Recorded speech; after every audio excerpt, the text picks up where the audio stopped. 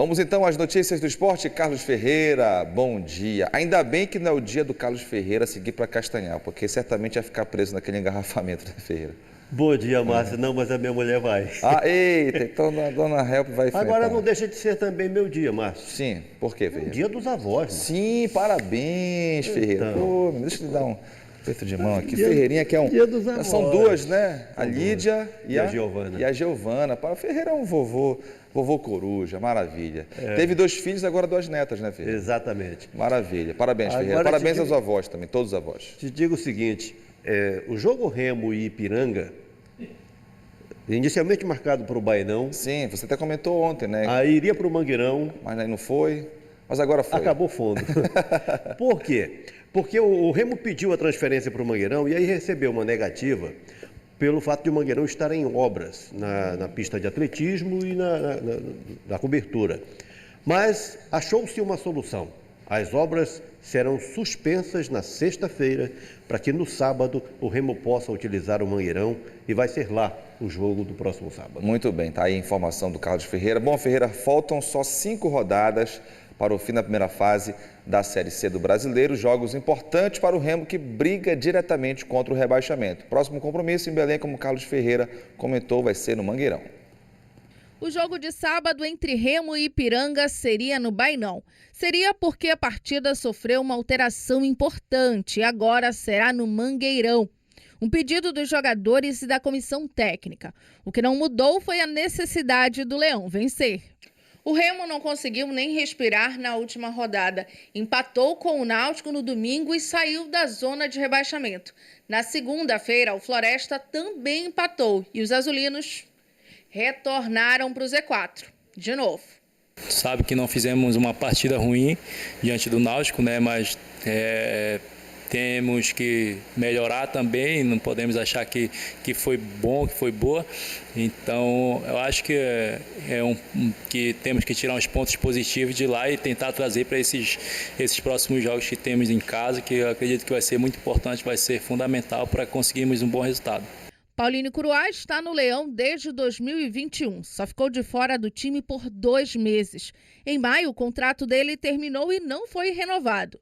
Mas em julho, o clube anunciou o retorno do jogador. De volta ao elenco há quase 2 semanas, ele conta como está o clima nos bastidores. A gente tem se cobrado muito, se cobrado bastante no vestiário, né? Fica um clima chato, um clima tenso, né? Mas a gente sabe que é para a melhoria de cada um, para a melhoria da equipe. Então, acho que o que a gente puder fazer aí para melhorar e para tentar voltar a vencer de novo na competição, a gente vai fazer. Para os jogadores, são os detalhes que têm deixado o Remo longe do G8, a zona de classificação para a próxima fase. Para o técnico Ricardo Catalá, o emocional também pode estar interferindo. A ansiedade pode estar atrapalhando, né? É difícil você mensurar da onde vem essa falta de contundência, né? Da nossa parte, a gente tem tentado fazer tudo, tranquilizar os jogadores, mostrar para eles que a ação é a mesma que eles executam no treino.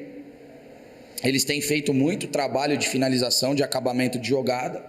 Tá faltando para nós aí essa sequência aí. Você consegue vencer 1, 2 partidas jogando bem, criando as oportunidades e fazendo os gols, essa confiança ela vai se acumulando, o jogador começa a chutar aquela bola que ia para fora, bate em alguém e entra. O futebol é muito isso. As próximas rodadas são decisivas. Cada ponto conquistado ou perdido vai determinar se o Remo segue na Série C. E nessa fase da competição, o Leão terá uma vantagem, que, se bem administrada, vai fazer toda a diferença em campo. Os próximos 2 jogos serão em casa. Tem que usar o fator casa ao nosso lado, né? A gente sempre tem que tentar trazer a torcida o máximo possível para estar sempre nos apoiando. Claro que quando eles estão do nosso lado nos apoiando ajuda muito, a gente consegue desenvolver bastante o futebol de cada um. A gente vai tentar nos preparar o máximo possível aí durante a semana para tentarmos conseguir esses 3 pontos muito importantes. Bom, essa volta do Curuá para o Remo. O contrato dele terminou já durante a Série C e o Tapajós, que é sócio do Remo nos direitos econômicos do atleta, quis que ele fosse, liberado para jogar a Série B, porque tinha expectativas, principalmente no Londrina, que é patrocinado pela mesma empresa que patrocina o Tapajós, mas não deu certo. E o atleta ficou desempregado. Então, ruim para o atleta, ruim para o Tapajós, ruim para o Remo. E demorou bastante tempo para descobrirem o óbvio, que o ideal era a volta do Paulinho Curuá para o Remo, tá aí ele sendo útil, né, e com visibilidade, jogando, o que para o atleta é fundamental. A transferência do jogo para o Mangueirão foi um pedido dos atletas e da comissão técnica. Já para o jogo contra o Figueirense houve esse pedido. E o Remo jogou no Mangueirão, empatou com o Figueirense em 1-1, ali estabeleceu o recorde de público e de renda na Série C, mas não teve efeito prático, não ganhou o jogo. Por que os atletas preferem jogar no Mangueirão e não no Baenão, onde eles têm uma interação mais próxima com os torcedores? Porque como o momento é negativo, o técnico acabou de falar aí dessa questão emocional, então a pressão do torcedor, e no Baenão essa pressão é muito maior, acaba tirando ainda mais a confiança dos atletas. E aí então Mangueirão dá uma condição melhor nesse aspecto, mas fundamentalmente, Márcio, aqui já é um outro ponto de vista que foge da questão dos atletas e da comissão técnica do Remo, o fator segurança. Se a fase não está boa, um eventual mau resultado no Baenão pode, digamos assim, é muito mais provável ocorrer aquele episódio de arremesso de objeto, de quebra-quebra, e o Mangueirão já oferece uma estrutura com uma segurança maior. O Remo vai utilizar apenas um lado do Mangueirão, que é o lado da Augusto Montenegro. O Mangueirão aqui, entre aspas, volta a ser bandola, né? No caso da acesso torcedores, né, Ferreira? Exatamente. Bom, agora o torcedor se pergunta bastante, Ferreira, quantos pontos o Remo tem que fazer para não ser rebaixado, né? Vamos fazer aqui uma projeção para o torcedor entender o processo dessa análise, né, essa projeção. Então, hoje, o 8º colocado do campeonato, que é o Manaus, o 16º. O 16º, o primeiro time fora da zona, é o Manaus, com 14 pontos. Isso equivale a 33,3% de aproveitamento até agora na competição. Esse aproveitamento, se nós colocarmos na pontuação máxima, que seriam 57 pontos, vão equivaler a 19 pontos. Então é esse o número. Hoje, o número que torna possível evitar o rebaixamento, 19. Provável, 20. Salvação segura, 21. Então, dentro dessa avaliação aqui, seria essa a projeção para o Clube do Remo. Portanto, está aí a informação. Hoje o Remo está com 14 pontos, né, com muita segurança, seria mais 7 pontos, né? Mais 7 pontos para ter essa segurança. Total, agora, né? Tem uma questão aqui, que é dos critérios de desempate. O Remo tem 14 pontos e o Manaus também tem 14 e o Manaus está acima. Por quê? Porque ele tem uma vitória a mais. Agora, o Remo está acima do América de Natal com os mesmos 14 pontos. Por quê? Porque tem o melhor saldo de gols que o América. Tem o mesmo número de vitórias e o melhor saldo de gols. O primeiro critério de desempate é o número de vitórias. O Remo só tem 3, né? Tá baixo, mas com relação a saldo de gols, o Remo está bem, né? Em saldo de gols, o Remo está bem em relação ao América, está mal em relação ao Manaus. Bom, vamos agora com o Paysandu, Ferreira. Com 3 vitórias seguidas na Série C do Brasileiro, o Paysandu se prepara agora para 2 desafios longe de Belém e contra times que estão ocupando a zona de rebaixamento. E nessa reta final da fase de preparação, na primeira fase da competição, o jogador vem se tornando protagonista, mesmo com pouco tempo de clube. O Wellington Carvalho chegou chegando. Na estreia, foi expulso durante a vitória contra o Amazonas. Mas no segundo jogo, foi o cara que resolveu a parada para o Paysandu. Gol do zagueiro e vitória do Paysandu por 1-0.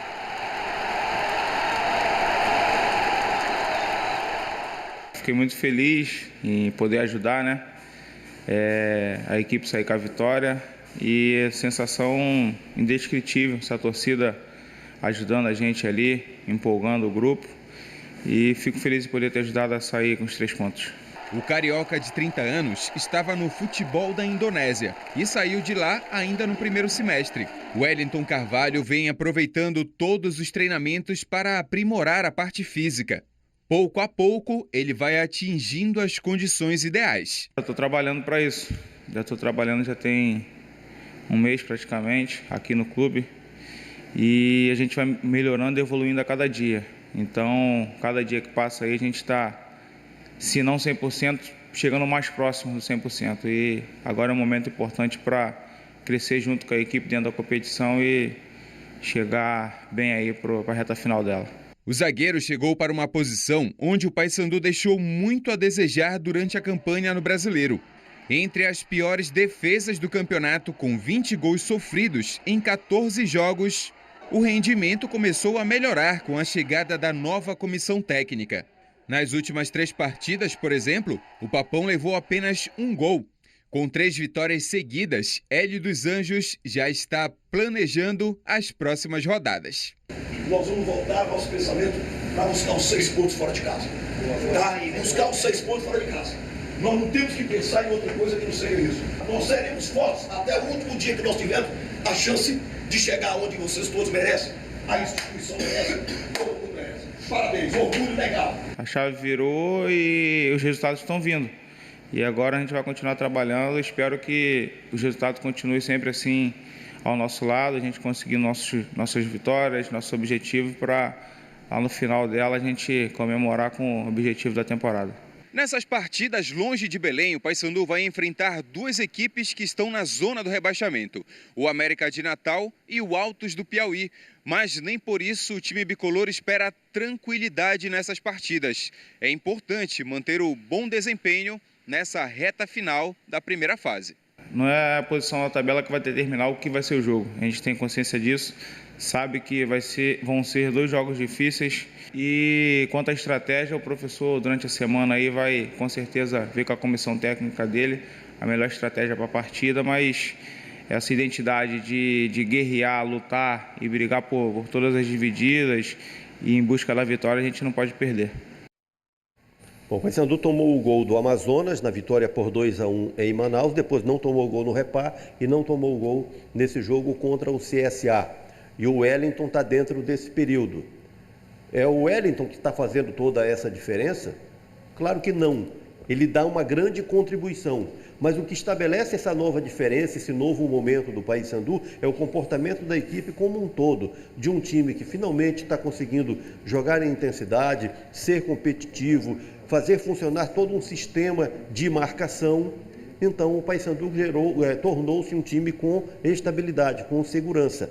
Aí a defesa se destaca, né? Os homens ali da última linha de defesa ganham um destaque maior, mas na realidade é o todo do Paysandu que subiu pelo nível de competitividade da equipe e a essa altura o nível de confiança da equipe. Nesse nível de confiança, jogar na Curuzu é positivo. Aí a interação da torcida ali muito mais próxima, isso funciona muito a favor, porque aí o atleta está confiante e aquela energia ele absorve de uma forma positiva. Enfim, Márcio. Ferreira, como os resultados interferem, né? A gente está vendo essa imagem aí no final do jogo contra o CSA, o Hélio festejando com a torcida, com os jogadores, bem diferente da estreia do próprio Hélio dos Anjos no Paysandu, naquele jogo que o Paysandu perdeu para o Brusque, né? Onde houve uma revolta. Olha só como os resultados interferem totalmente no comportamento do torcedor, né? Pois é, e time de massa tem o superdimensionamento de tudo que envolve emoção, né? Quando é positivo, é paraíso. Quando é negativo, é inferno, é terra arrasada. E o Paysandu saiu daquele quadro ali de terra arrasada, de situação infernal, para esse paraíso, para tudo maravilhoso. De repente, é o momento, digamos assim, do impulso que precisa ser aproveitado, ser mantido. Mas são esses próximos jogos que vão dizer isso. O Paysandu joga domingo contra o América em Natal, esse América que luta contra o rebaixamento. Vamos ver projeção. Pois é, aquela pergunta, né? Quantos pontos tem que fazer para conseguir a classificação, Paysandu? Vamos lá? Vamos para a tela aqui. Aí depois eu vou fazer uma observação que é bem legal a respeito dessas 2 próximas rodadas. Mas veja aqui, o 8º colocado do campeonato, vamos lembrando aqui que os oito primeiros se classificam. Então, hoje, o 8º colocado é o São José, com 21 pontos. E tem 50% de aproveitamento dentro da competição, que é o mesmo caso do Paysandu, também com 21 pontos. O que 50% representariam lá, no caso de pontuação máxima? Representariam 28,5%. Então, cabe dizer que com 29 pontos a classificação é possível, com 30 ela é provável e com 31 ela é segura. Se o Paysandu tem 21 pontos, ele precisaria, para ter total segurança, de mais 10 pontos, ou mais 9 para tornar possível, ou mais 9 para tornar provável, mais 8 para tornar possível. Qual é a observação sobre as duas próximas rodadas? O Remo vai jogar em Belém contra Ipiranga e Volta Redonda. Ipiranga e Volta Redonda são hoje concorrentes diretos do Paysandu. Então, o que é mais conveniente? Os bicolores torcendo pelo Remo? Ou, no mínimo, torcendo contra Ipiranga e Volta Redonda. Isso, melhor assim. Agora, os dois próximos jogos do Paysandu, fora de Belém, contra o América, neste fim de semana, e contra o Altos no outro fim de semana. América e Altos são concorrentes do Remo, então remistas torcendo pelo Paysandu ou contra o América e o Altos. Pronto. Exatamente, nessa luta contra rebaixamento. A essa altura, o torcedor vai ter que fazer a opção dele. Exatamente. Vamos lá, vamos ficar de olho. Primeiramente, vão torcer pelos seus times, né? E se der certo no outro, tudo bem. Não vão ficar torcendo muito não, acho, Ferreira. Bom, Ferreira, a gente vai com os amadores agora. O pessoal que não quer saber de rebaixamento, de acesso, tudo é festa, né? Estalou o dedo, apareceu. Vamos lá. Vamos lá com o desfile dos amadores aqui na tela do BDP, começando pelo 12 Futebol Clube, que é um time de Marituba. Aí está o 12, ligado no 12. No 12, né? E passando a bola para o Flamengo WM10, que é de Altamira. Está aí o rubro-negro de Altamira na tela do Bom Dia. Agora é a hora do Bacuri de São João. Aquele Bacuri, Ferreira? Exatamente. Olha aí, famosíssimo. Bacuri que ganhou do Remo na pré-temporada do Remo. E do Paysandu também, né? O Bacuri ganhou do Remo lá em Pirabas por 1-0. Aí o Paysandu, para tirar a onda, chamou o Bacuri para um amistoso na Curuzu. Aí o Bacuri ganhou do Paysandu na Curuzu também. Bacuri que está invicto, né? Diante de Remo Paysandu ainda, né? Exatamente. E agora, quem é que vem? Vem o Barcelona de Santo Antônio do Tauá. Aí o Barça do Tauá. E agora é hora do Boca Juniors, Águas Lindas, Ananindeua. O negócio está para lá de internacional. Sai de Barcelona para Boca Juniors, aí as meninas de Águas Lindas. O Juventus da Fazendinha, Marapanim. Boa presença do Juventus, que tem as cores do Boca também. Os Parças de Vila Maú, Marapanim. De novo Marapanim na tela do BDP. Chegou a hora do São Matias. São Matias foi campeão da Copa Rural de Igarapiaçu no fim de semana. Está aí o momento da foto oficial do campeão rural de Igarapiaçu. Santa Rosa, Agrovila Itaqui, Castanhal, time que disputa o campeonato castanhalense da primeira divisão, como nós estamos vendo ali, da versão 2022. Muito bem, continue participando, mande a foto do seu time amador, só não esquece de informar, obviamente, o time e a região, a cidade, enfim, de onde esse time participa, manda para o WhatsApp, está aqui, é o 999430002, participe com a gente aqui no Bom Dia. E também gols, defesa de goleiro, mandem lances, vídeo. Lance bacana, não é qualquer lance também, né, Ferreira? Na terça-feira a gente tem espaço reservado aqui, daqui a pouco, no meu retorno, eu vou falar também de Série D do Campeonato Brasileiro. Maravilha. Tá? Valeu, Ferreira. Até já, então.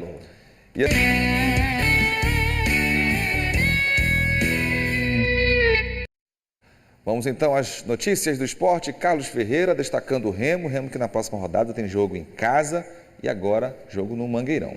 Não sei se você prestou atenção, mas no fim de semana passado, nos 4 jogos dos times paraenses, nenhum tomou gol. Verdade. Tivemos 2 empates e 2 vitórias. Isso. Então, que isso se mantenha, pelo menos, nessa segurança defensiva, né? E o Remo precisa muito disso, vem tendo um bom comportamento defensivo, mas está devendo lá na produção ofensiva, precisa muito melhorar nesse aspecto, e sobre isso o técnico Ricardo Catalá tem falado, sobre a questão emocional dos atletas, precisam ter serenidade para aproveitar as oportunidades nesse jogo tão decisivo no sábado, 7 da noite vai ser mesmo no Mangueirão, utilizando-se apenas um lado do Mangueirão para a torcida, né? E, enfim, o Remo conseguiu a transferência do jogo para o Mangueirão com a suspensão de obras que estão ocorrendo lá no estádio estadual. Já o Paysandu vai jogar fora do Pará, vai jogar no Rio Grande do Norte, vai enfrentar o América e vai reencontrar, Márcio Lins, o Dado Cavalcante, que é o atual técnico do América, como também o João Lucas, lateral esquerdo, que jogou aqui no Paysandu em 2015, na era do 2016, Dado Cavalcante, inclusive. Junto com o Dado Cavalcante, exatamente. Mas aí o Paysandu agora tem esse jogador como uma das figuras centrais, que é o Wellington Carvalho, um jogador que chegou, emplacou. Ele e o Matheus Nogueira são jogadores que chegaram e acrescentaram muito ao time do Paysandu, o Papão, portanto, nessa partida contra o América. Dado curioso, aquilo que nós já comentamos hoje aqui no Bom Dia, é que o Paysandu joga contra o América, que é concorrente direto do Remo. E o Remo joga contra o Ipiranga, que é concorrente direto do Paysandu. Isso vai se repetir na rodada seguinte, quando o Paysandu vai jogar contra o Altos, concorrente do Remo, e o Remo contra o Volta Redonda, concorrente do Paysandu. E isso só vai incrementando mais ainda as emoções nessa reta decisiva da fase classificatória do campeonato, que para o Paysandu é a busca da classificação para a segunda fase e para o Remo é fundamentalmente a busca da permanência na Série C do Campeonato Brasileiro. Para fechar sobre a questão de sorvete premiado, né? O açaí... Isso, a Juliana comentou aqui a notícia do G1 Pará. Sorvete de açaí, sorvete de tapioca, de uma sorveteria daqui, entre os mais saborosos do mundo. Um dia eu perguntei para o Wagner, que jogou aquele reparo, a quebra do tabu, fez gol.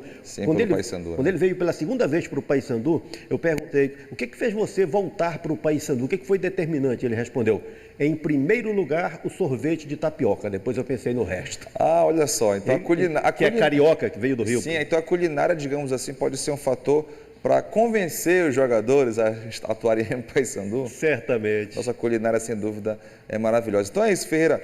De olho em Remo Paysandu, Remo ainda brigando, né, para não ser rebaixado, vai jogar no Mangueirão, Paysandu jogando fora de casa. E na Série D, o Águia, só na segunda-feira contra o Atlético Cearense em Marabá, a Tuna no sábado contra o Maranhão em São Luís.